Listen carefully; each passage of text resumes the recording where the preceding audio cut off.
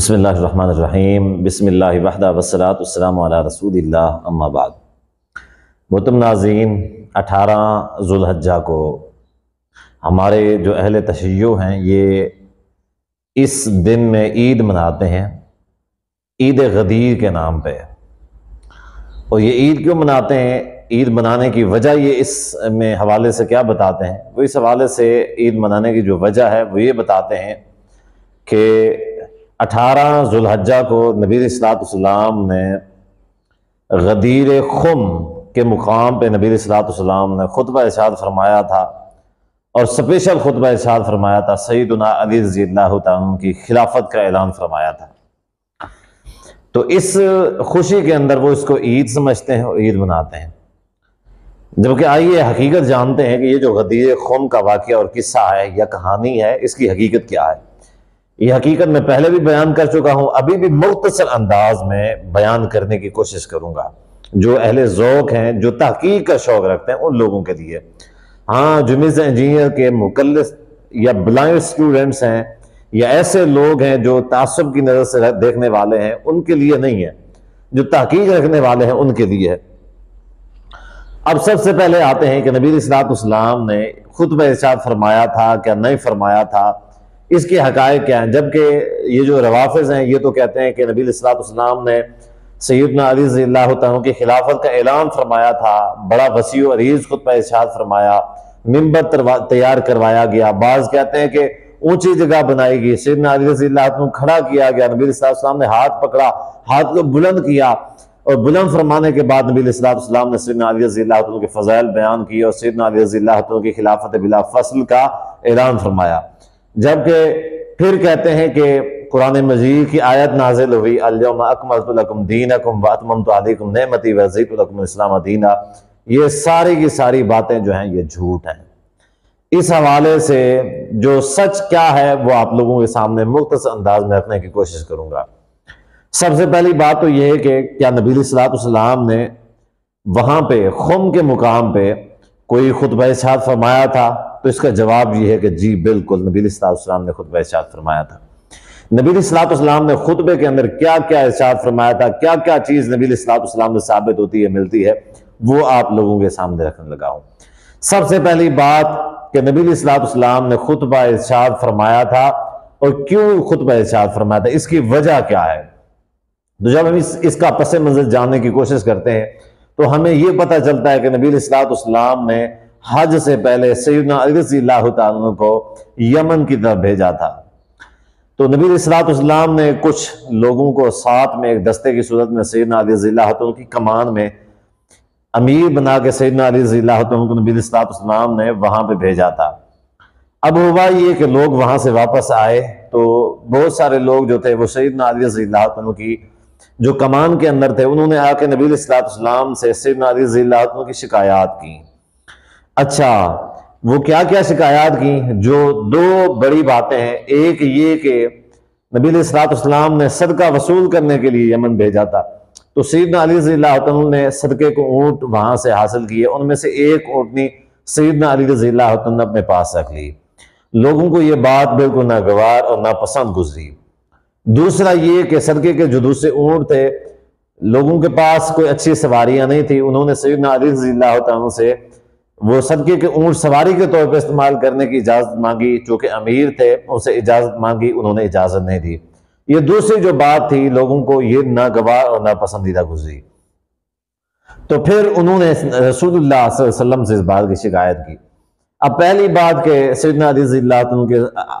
اللہ عنہ نے صدقے کے اونٹوں میں سے ایک اونٹنی اپنے پاس رکھ لی۔ جب ایک شخص نے نبی علیہ الصلوۃ والسلام سے اس کی شکایت کی، نبی علیہ السلام نے فرمایا کہ اہل بیت کا اس اونٹنی سے کہیں زیادہ حق بنتا ہے۔ تو اس بات کے اوپر وہ صحابہ رسول جو تھے وہ خاموش ہو گئے، ان کو بات سمجھ میں آ گئی کہ یہ جو میری شکایت ہے یہ کوئی اتنا حیثیت نہیں رکھتی، میں شاید مجھے کوئی غلط فہمی ہوئی ہے۔ دوسری شکایت کے موقع پہ بھی نبی علیہ السلام نے فرمایا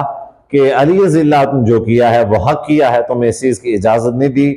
صدقے کے اونٹ استعمال کرنے کی۔ تو نبی علیہ السلام نے فرمایا انہوں نے جو کیا وہ حق کیا، بالکل ٹھیک کیا ہے۔ تو یہ شکایات تھیں لوگ، اور بھی بہت سارے لوگ تھے جو سیدنا علی رضی اللہ عنہ کے حوالے سے کسی اور مختلف قسم کی یعنی غلط فہمی کا شکار تھے۔ تو نبی علیہ الصلوۃ والسلام نے پھر لوگوں کے درمیان اس غلط فہمی کو دور کرنے کے لیے خطبہ ارشاد فرمایا۔ اب چونکہ نبی علیہ الصلوۃ والسلام اس بات کو جانتے تھے، نبی علیہ الصلوۃ والسلام کو اس بات کا علم تھا کہ میری زندگی کے آخری ایام ہے، لہٰذا آخر کے اندر میں مسلمانوں کو متحد کر کے جاؤں، آخر میں مسلمانوں کو منتصر نہ کر کے جاؤں، تو اس وجہ سے نبی علیہ الصلوۃ والسلام نے وہاں پہ خطبہ ارشاد فرمایا۔ اب نبی علیہ الصلوۃ والسلام نے خطبے کے اندر جو الفاظ کہے تھے وہ الفاظ کیا تھے؟ وہ الفاظ بھی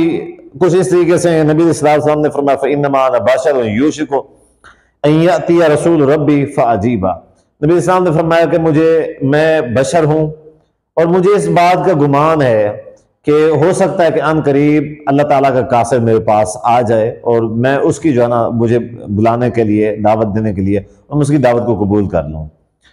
تو اس سے مراد کیا تھا؟ اس سے مراد یہ تھا کہ نبی علیہ الصلوۃ والسلام کی وفات تھی، کوئی لینے کے لیے آئے گا اور نبی علیہ الصلوۃ والسلام اس کی دعوت کے اوپر لبیک کہتے ہوئے اللہ تعالیٰ کی بارگاہ میں حاضر ہو جائیں گے۔ تو آگے نبی علیہ السلام نے فرمایا وَأَنَا تَارِكٌ فِيكُمْ ثَقَلَيْنِ، میں تمہارے درمیان دو بڑی قیمتی مضبوط چیزیں چھوڑ کے جا رہا ہوں۔ اب وہ کیا چیزیں ہیں؟ ایک چیز نبی علیہ الصلوۃ والسلام نے فرمایا کتاب اللہ، اللہ تعالیٰ کی کتاب، اس کے بارے میں نبی علیہ الصلوۃ والسلام نے تھوڑی سی نصیحت فرمائی، اور دوسری جو چیز تھی وہ نبی علیہ السلام نے فرمایا کہ الا اذکرکم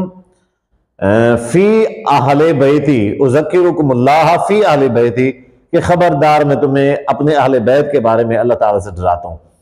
اب کتاب اللہ دین کے اوپر امت کو متحد رکھنے کے لیے دو چیزیں اہم اور لازم تھیں، نمبر ایک اللہ تعالیٰ کی کتاب اور نمبر دو اہل بیت،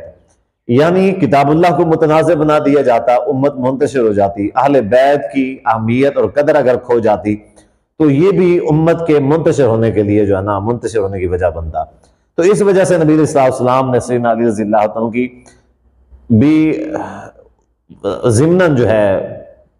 فرما دی۔ ساتھ میں نبی علیہ السلام نے فرمایا کہ اللہ اذکرکم اللہ فی اہل بیتی، کہ میں تمہیں اپنے اہل بیت کے بارے میں بھی اللہ تعالیٰ سے ڈراتا ہوں، یعنی اہل بیت جو ہیں ان کے معاملات جو ہیں وہ ان کے حقوق وہ بھی تم لوگوں نے نہیں بھلانے، اللہ کی کتاب کو بھی نہیں بھلانا، تاکہ یہ جو دین ہے صحیح سالم چلتا رہے۔ تو بعض روایات کے اندر الفاظ ملتے ہیں کہ نبی علیہ السلام نے یہ بھی فرمایا تھا کہ من کنت مولا ہو فہذا علی مولا۔ اچھا، یہ جو الفاظ ملتے ہیں یہ جو میں نے خطبہ سنایا ہے یہ بالکل صحیح خطبہ ہے، صحیح مسلم کے اندر 6225۔ اس کے علاوہ اور جتنی بھی کہانیاں سنائی جاتی ہیں، جیسے میں نے کہا کہ قرآن مجید کی کہتے ہیں کہ آیت نازل ہو گئی تھی، پھر یہ کہتے ہیں کہ نبی السلام نے ممبر وہ کروایا، بنوایا، سیدنا علی رضی اللہ عنہ ممبر پہ کھڑا کیا، ہاتھ بلند کیا، اعلانات فرمائے، خلافت بلا فصل کا اعلان فرمایا، ایسی کوئی بھی چیز ثابت نہیں ہوتی۔ ہاں، سیدنا علی رضی اللہ عنہ کے فضائل کے حوالے سے جو چیز ثابت ہوتی ہے وہ یہی ثابت ہوتی ہے کہ نبی صلی اللہ علیہ وسلم نے فرمایا کہ من کنت مولا ہو فہذا علی مولا، جس کا میں مولا ہوں، جس کا میں دوست ہوں، اس کا علی بھی دوست ہے۔ جو مجھ سے محبت کرتا ہے وہ علی سے بھی محبت کرنا چاہیے، وہ علی سے بھی محبت کرتا ہے۔ تو اس سے خلافت بلا فصل کے دلائل ہرگز بھی ثابت نہیں ہوتے، یہ بات ذہن میں رکھ لیں۔ اس کو عید منانا، سیدنا علی رضی اللہ عنہ کی خلافت بلا فصل کی دلیل بنا کہیں سے بھی ثابت نہیں ہوتا۔ مثال کے طور پہ اگر نبی صلی اللہ علیہ وسلم کو اتنا بڑا خطبہ ارشاد فرمانا چاہ رہے ہوتے سیدنا علی رضی اللہ عنہ کی خلافت کا، تو یہ جو غدیر خم کا مقام ایک چھوٹا سا تالاب تھا، ٹھیک ہے، ایک چھوٹا سا تالاب تھا، اور جو لوگ نبی صلی اللہ علیہ وسلم کے ساتھ مدینہ واپس آ رہے تھے مکہ سے، تو وہ لوگ تھے، وہ چند سو کی تعداد میں لوگ تھے، اور نبی صلی اللہ علیہ وسلم نے ان کے سامنے خطبہ ارشاد فرمایا۔ جبکہ اگر نبی صلی اللہ علیہ وسلم سیدنا علی رضی اللہ عنہ خلافت بلا فصل کا اعلان فرمانا ہوتا، اتنا عظیم الشان خطبہ ارشاد فرمانا ہوتا، سب لوگوں کو سیدنا علی رضی اللہ عنہ کی خلافت کا اعلان کے بارے میں بتانا ہوتا، تو نبی صلی اللہ علیہ وسلم حج کے خطبے کے اندر ارشاد فرما دیتے، وہاں پہ مکہ کے اندر ارشاد فرما دیتے جہاں پہ 1 لاکھ سے زیادہ لوگ تھے، وہاں پہ نبی صلی اللہ علیہ وسلم نے یہ اعلان نہیں فرمایا، جبکہ نبی صلی اللہ علیہ وسلم نے آ کے راستے کے اندر چند سو لوگوں کو بٹھا کے اس بات کا اعلان کر دیا کہ علی خلیفہ بلا فصل ہے۔ یہ بات سمجھ نہیں آتی، اور یہ بات کہیں سے کوئی ثابت بھی نہیں ہوتی، یہ بات ذہن میں رکھ لیں۔ تو خلاصہ کلام یہ ہے کہ یہ جو خطبہ تھا اصل میں نبی صلی اللہ علیہ وسلم، اچھا یہاں پہ میں ایک بات اور جو ضمن عرض کرنا چاہتا ہوں کہ یہ جو کہتے ہیں کہ یہ الفاظ، اب دیکھیں دوسری بات یہ ہے کہ کہتے ہیں کہ سپیشل اعلان کیا گیا، سپیشل جو ہے نا خطبہ ارشاد فرمایا گیا مفصل و جامع، سیدنا علی رضی اللہ عنہ کے فضائل بیان کی گئے اور سیدنا علی رضی اللہ عنہ کی خلافت کا اعلان فرمایا گیا۔ سیدنا علی رضی اللہ عنہ کی خلافت کا کہیں پہ کوئی صریح الفاظ ملتے ہی نہیں ہیں، کہیں سے کوئی الفاظ ملتے، خلافت بلا فصل تو دور کی بات ہے، خلافت کا بھی کوئی ثبوت نہیں ملتا۔ چہ جائے کہ آگے چل کے کچھ دنوں کے بعد نبی علیہ السلام کی جب طبیعت خراب ہوئی، پھر نبی علیہ السلام نے اپنے مسلح کے پر کس کو کھڑا کیا؟ سیدنا ابوبکر صدیق رضی اللہ عنہ کو۔ سے بخاری کے الفاظ ہیں کہ نبی علیہ السلام نے جب قلم اور دوات منگوائی اور نبی علیہ السلام نے فرمایا کہ میں تمہیں لکھ کے دینا چاہتا ہوں، لن تضلوا بعدا، اس کے بعد تم کبھی بھی گمراہ نہیں ہوگے۔ نبی علیہ السلام نے کیا وہاں پہ کیا الفاظ فرمایا؟ اسی حدیث کے اندر فرمایا کہ یا اب اللہ و یا اب المؤمنون الا ابا بکر، اللہ تعالیٰ انکار کرتا ہے، مومن بھی انکار کرتے ہیں سوائے ابو بکر کے، یعنی ابو بکر کے علاوہ سب کا انکار کرتے ہیں۔ تو گویا کہ خلافت بلا فصل سیدنا ابو بکر صدیق رضی اللہ عنہ کی ہے، اگرچہ فضائل جو ہیں وہ بہت زیادہ سیدنا علی رضی اللہ عنہ کے بھی ملتے ہیں، وہ ان سے محبت بھی ایمان کا حصہ ہے، اس میں کوئی شک والی بات نہیں ہے۔